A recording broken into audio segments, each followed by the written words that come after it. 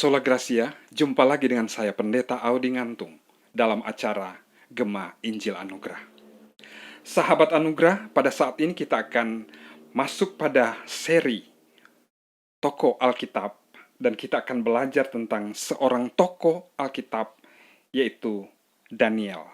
Bagaimana kehidupannya? Kita akan melihat bagian di dalam kitab Daniel pasal 6 ayat 20 sampai 25. Namun sebelum kita membaca Alkitab, mari kita berdoa. Bapa dalam surga, terima kasih kami boleh mendapatkan waktu untuk membaca Alkitab dan merenungkan firman-Mu. Karuniakanlah kemampuan hikmat bagi kami untuk memahami kebenaran firman-Mu agar kami mendapatkan kemampuan untuk bisa menyampaikan bagian kebenaran firman ini kepada orang lain yang meminta pertanggungjawaban dari kami. Kami naikkan doa ini dalam nama Tuhan Yesus. Amin. Sahabat Anugerah, pada saat ini kita belajar tentang kehidupan Daniel. Dia adalah seorang muda pada saat terjadi pembuangan, yaitu dari orang-orang Yehuda, orang-orang Israel dibawa ke daerah Babilonia dalam masa kerajaan Babel, Raja Nebukadnezar. Kita menemukan bagaimana Daniel yang muda dibawa ke sana dan dia mendapatkan kesempatan untuk bisa belajar, dididik untuk bisa bekerja dalam kerajaan. Nah, dalam sekian puluh tahun Daniel berada di daerah pembuangan. Dia hidup di beberapa masa kerajaan, masa raja yang memimpin kerajaan di mana dia ditempatkan sebagai orang-orang buangan, tetapi dia kemudian mendapatkan jabatan yang cukup tinggi. Nah, pada saat kita menyaksikan ungkapan di dalam kitab Daniel pasal 6, kita dapat menyaksikan pada saat Raja Darius menjadi raja kerajaan Medi Parsi. Ia memiliki 120 wakil raja yang diberikan tugas untuk bisa menangani semua urusan kerajaan di seluruh wilayah yang dikuasai oleh kerajaan Medi Parsi ini. Dan dari 120 wakil-wakil raja ini, ada 3 pejabat tinggi yang mengatasi mereka yang ini. Dan 120 wakil raja ini memberikan pertanggungjawaban kepada ketiga orang tersebut. Dan ketiga orang tersebut salah satunya adalah Daniel.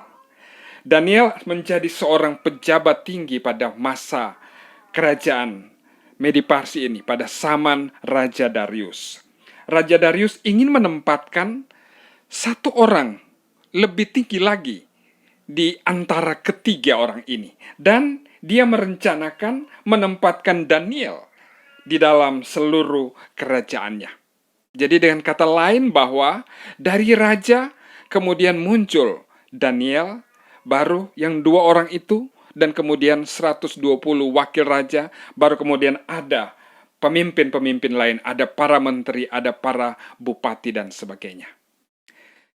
Nah, hal ini ternyata menimbulkan sesuatu yang tidak diinginkan oleh pejabat-pejabat yang lain. Mereka tidak menghendaki Daniel menjadi seorang dengan jabatan seperti itu. Itulah sebabnya mereka berupaya untuk mencari celah dari kehidupan Daniel agar supaya dia bisa digagalkan dalam rancangan yang akan dilakukan oleh Raja Darius. Tetapi mereka tidak menemukan. Daniel tidak ada celah yang menjadi dasar bagi mereka untuk bisa menggagalkan. Karena Daniel disebutkan oleh Alkitab bahwa ia setia dan tidak lalai dalam tugas-tugas yang dipercayakan kepadanya. Dan pada suatu ketika, mereka kemudian, kalau kita membaca di dalam Daniel pasal 6, mulai dari ayat 7 dan ayat yang ke-8, kita dapat perhatikan ada upaya dari pejabat-pejabat yang lain. Mereka sepakat, semua pejabat tinggi, penguasa, wakil raja, para menteri, para bupati, mereka bersepakat untuk bisa membuat satu aturan yang disahkan oleh raja yang tidak dapat dicabut lagi dalam upaya mereka menjebak Daniel. Dan itu mereka lakukan dengan satu catatan bahwa Daniel hanya dapat dijebak, hanya dapat digagalkan dalam hal ibadahnya. Itulah sebabnya mereka membuat aturan, mengusulkan aturan kepada raja, dan kemudian raja mengesahkan aturan tersebut itu supaya semua dalam kurun waktu tertentu mereka harus menyembah kepada raja saja, tidak kepada Allah lain, tidak kepada ilah lain. Tetapi Daniel tidak mengikuti bagian tersebut. Dia senantiasa berdoa kepada Tuhan yang dia sembah. Itu kata Alkitab dalam pembacaan kita di dalam kitab Daniel pasal 6 ini. Dan itulah yang menjadi celah yang diambil oleh para pejabat untuk bisa menggagalkan Daniel. Nah, pada saat Daniel sedang berdoa, mereka datang dan menangkap dia, kemudian melaporkan kepada Raja Darius tentang situasi bahwa Darius sudah mengeluarkan suatu aturan yang begitu keras bahwa setiap orang yang melanggar aturan tersebut, dia pasti akan dihukum. Dan Daniel, walaupun sebenarnya dikasihi, walaupun sebenarnya sangat disayangi oleh raja, tetapi raja sudah membuat aturan. Itulah sebabnya raja akhirnya melakukan tindakan sesuai dengan aturan tersebut, yang pada akhirnya Daniel harus dilemparkan ke gua singa. Sahabat anugerah yang dikasih oleh Tuhan Yesus Kristus, jadi di dalam pembacaan kita di sini, kita dapat menyaksikan bagaimana Daniel harus melewati proses jebakan tersebut. Tetapi apakah proses tersebut menggagalkan keberadaan Daniel? Itu yang akan kita perhatikan selanjutnya. Saya akan membacakan di dalam Daniel pasal yang ke-6 ayat yang ke-20 dan 21. Firman Tuhan berkata, "Pagi-pagi sekali ketika fajar menyingsing, bangunlah raja pergi dengan buru-buru ke gua singa. Dan ketika ia sampai ke gua itu, berserulah ia kepada Daniel dengan suara yang sayu. Berkatalah ia kepada Daniel, 'Daniel, hamba Allah yang hidup, Allahmu yang kau sembah dengan tekun, telah sanggupkah ia melepaskan engkau dari singa-singa itu?' Sahabat anugerah yang dikasih Kristus, jadi raja pada saat sudah menjatuhkan keputusan menghukum Daniel dengan menempatkan Daniel di gua singa. Di pagi hari, dia datang untuk menyaksikan keadaan apa yang terjadi di gua singa tersebut. Dan di dalam pembacaan kita di sini, raja berkata kepada Daniel, 'Telah sanggupkah Allah yang kamu sembah dengan tekun itu melepaskan engkau dari singa-singa tersebut?' Ayat yang ke-22, kemudian firman Tuhan berkata, "Lalu kata Daniel kepada raja, 'Ya raja, kekalah hidupmu. Allahku telah mengutus malaikatnya untuk mengatupkan mulut singa-singa itu, sehingga mereka tidak mengapa-apakan aku, karena ternyata aku tak bersalah di hadapannya, tetapi juga terhadap tuanku, ya raja, aku tidak melakukan kejahatan.'" Itulah jawaban yang disampaikan oleh Daniel. Pada saat raja bertanya, "Sudah sanggupkah Allah yang kamu sembah dengan tekun itu melepaskan engkau?" Daniel kemudian memberikan suara sebagai tanda bahwa dia telah dilepaskan oleh kuasa Tuhan, oleh kekuasaan Tuhan dari mulut singa-singa yang ada di gua tersebut. Daniel berkata, Tuhan sudah mengutus malaikatnya untuk mengatupkan mulut singa-singa tersebut, sehingga mereka tidak mengapa-apakan aku. Dan kemudian raja memberikan perintah untuk menarik kembali Daniel dari gua singa tersebut. Daniel selamat dari keberadaan tersebut. Jadi raja kemudian boleh menikmati kembali sukacita. Dia berbahagia dengan suatu keadaan yang dia temukan sebagai hasil dari iman, dari kesetiaan yang ditunjukkan oleh Daniel bahwa dia takut akan Tuhan.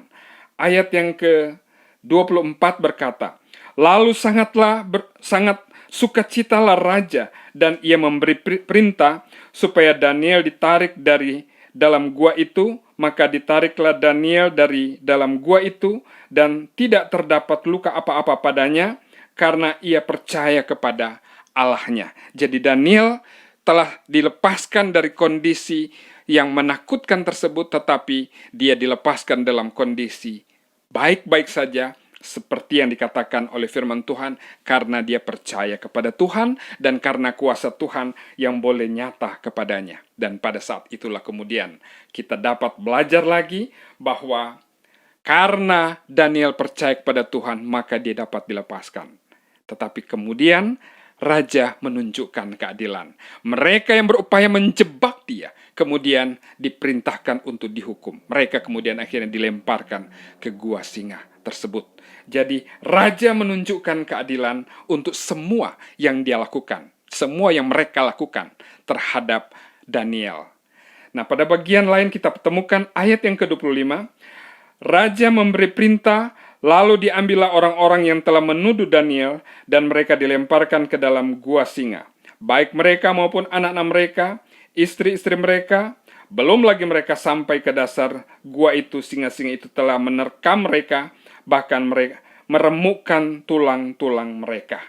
Dan di dalam ayat yang ke-26 kemudian disebutkan bahwa kemudian Raja Darius mengirim surat kepada orang-orang dari segala bangsa, segala suku dan bahasa yang mendiami seluruh bumi. Bunyinya, bertambah-tambahlah kiranya kesejahteraanmu. Bersama ini kuberikan perintah bahwa di seluruh kerajaan yang kukuasai, orang harus takut dan gentar kepada Allah Daniel, sebab dialah Allah yang hidup yang kekal untuk selama-lamanya. Jadi dalam pembacaan kita di sini kita temukan bagian yang terakhir yang disampaikan oleh Raja Darius, bahwa Allah akhirnya dimuliakan melalui kisah Daniel ini.